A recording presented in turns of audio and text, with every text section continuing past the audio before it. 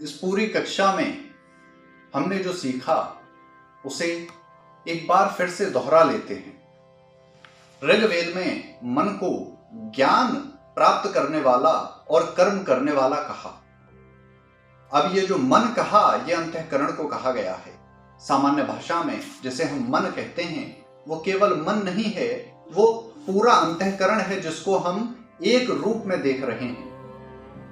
हमारा जो मन है, इसकी शक्तियों के विषय में कहा कि यह मन प्रकाशों का भी प्रकाशक है। ये जो मन है, ये इतना संकल्प इसका इतना दृढ़ है जिसे पहाड़ भी नहीं हिला सकते। ये जो मन की शक्ति है, इसमें आती कैसे है उसे एक बार हम फिर से समझते हैं। हमारी आत्मा को आवश्यकता थी भौतिक संसार से जुड़ने की, हमें आवश्यकता थी इस संसार में कर्म करने की, हमें ज्ञान प्राप्त करना था। जो ज्ञान प्राप्त करना है और जो कर्म करना है उसे यह आत्मा कैसे करे, तो उसने परम पिता से प्रार्थना की और परम पिता ने उसे मन बुद्धि चित्त अहंकार वाला यह अंतःकरण प्रदान किया। अंतःकरण क्या है?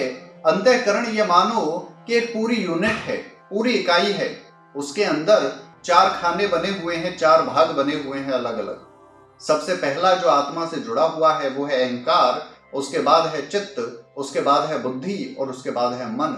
और मन के बाद ये इंद्रियां, ये शरीर आ जाता है। हमारी इंद्रियां जो भी कुछ देखती हैं, अनुभव करती हैं, कुछ भी सुनती हैं, वह सब कुछ हमारे जानकारी हमारे मन को देती हैं। और हमारा जो मन है उन जानकारियों को बुद्धि को पहुंचाता है। अब बुद्धि निर्णय लेती है कि आगे क्या करना है, परंतु निर्णय लेने से पहले बुद्धि हमारे चित्त को टटोलती है कि उस चित्त में यदि भूतकाल में किया गया किसी कर्म का संस्कार बाकी है तो संस्कार के आधार पर मैं निर्णय लूं।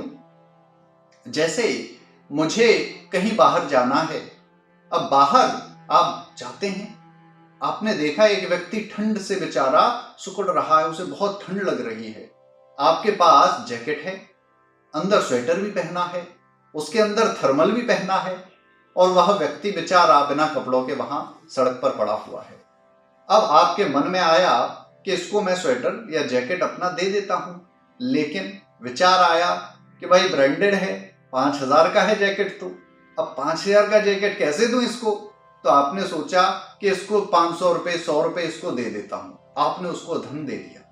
वहीं दूसरा व्यक्ति गया, पूरी परिस्थिति वही है, लेकिन उसने क्या किया, क्योंकि पूर्व जन्मों में दान करने का, दया का, करुणा का भाव संस्कार उसके चित्त में था, तो उसकी बुद्धि ने निर्णय लिया कि 5000 रुपए इसके प्राणों से अधिक थोड़े हैं। आपने जैकेट निकाली और उसको पहना दी।